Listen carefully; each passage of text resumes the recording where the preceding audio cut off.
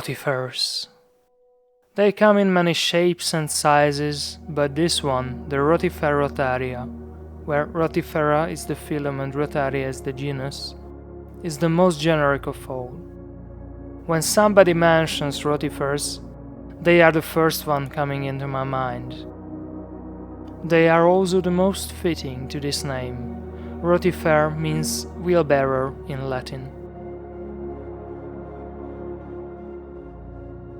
Their name is coming from the two wheel-shaped organelle located on their front, which is called a corona, that sweeps food inwards like a mining excavator.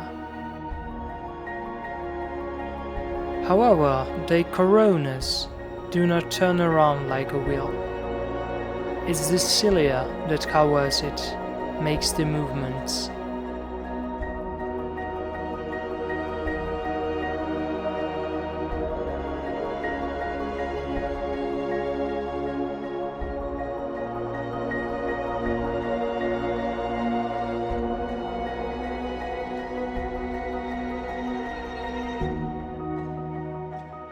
These rotarias are much smaller than the vorticelles we had a look at in the previous episode.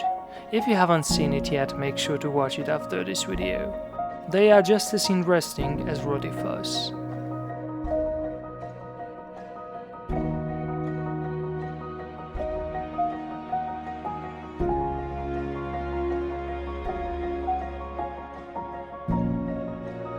Speaking of shapes and sizes, this is a rotifer too, but this one is called a colurella.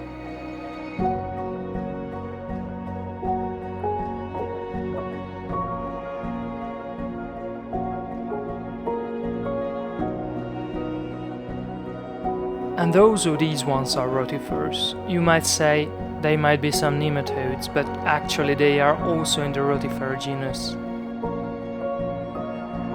And these ones are called Habrotrocha collaris.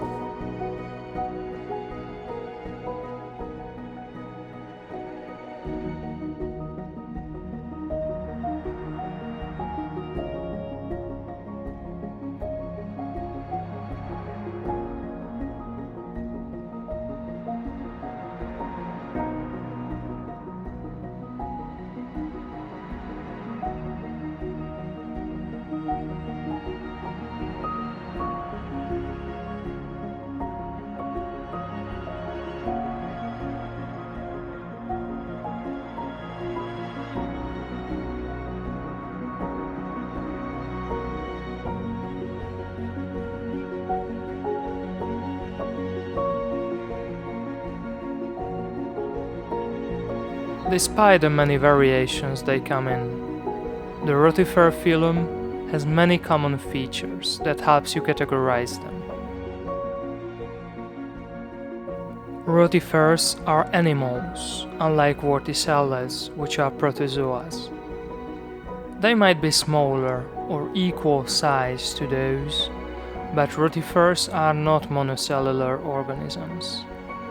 They have around 1,000 cells, and they are also eutelic, which means that they have a fixed number of cells from their birth to the end of their lives. And for them to grow, their cells need to grow. This is a pretty rare feature in the animal kingdom. But rotifers have another very distinctive feature: their feet.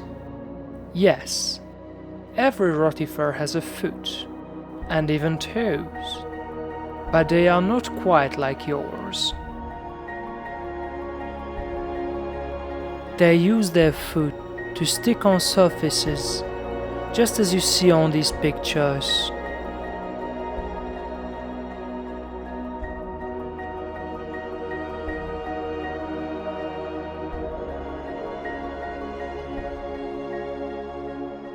Their feet has a gluey substance on them that helps them to grab onto things and even create colonies.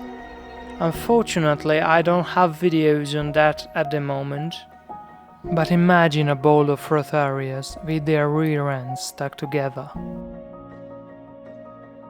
There are around 2000 rotifer species around the world, at least that we know of. And they mostly live in water habitats, but you can even find them in your garden, on a piece of moss or in the dirt.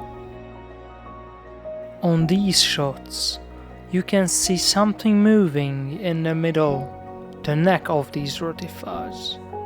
If you would think that's their hearts, then you're up for a surprise, because that's their jaws.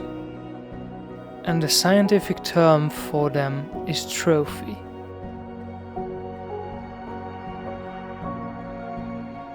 I hope you learned something new today and had a little insight into the world of the microbes.